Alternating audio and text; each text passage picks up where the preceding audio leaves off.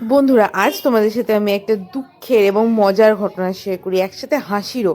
হাসির আর দুঃখ একসাথে একই ঘটনা কি করে ভাবছো তোমরা? আসলে আজকে এই শীতের সকালে আমরা ভাবলাম একটু ওরগাম ফরেস্টের দিকে ঘুরে আসি। তো সেই উদ্দেশ্যে আমরা বেরিয়েছি যথারীতি। যেতে যেতে কাছে একটা পেট্রোল পাম্প পড়লো, আমরা ভাবলাম যে একটা ট্যাঙ্কিটা ফুল করে নিই, তারপরে আমরা ওরগাম ফরেস্টের দিকে এগিয়ে যাব।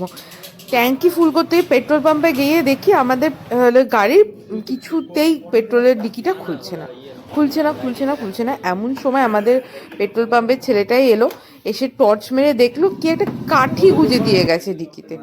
মানে ওই চাবির লকটার ওখানেই কাঠিটা গোজা, আর তার জন্য চাবিটাও ঢুকছে না। অনেক চেষ্টা করা হলো, চাবিটা ওখানেই ভেঙে গেল। তারপর গুগল ম্যাপ সার্চ করে দেখলাম পাশে একটা কোয়ালিটি লক সেন্টার রয়েছে।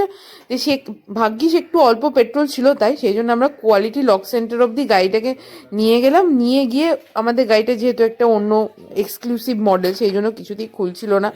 আমার হাজব্যান্ডই অ্যাসিস্ট করলো, দিয়ে গাড়িটা খুললো, খুলে একটা নতুন লক বানালো, আবার আমরা বাড়ি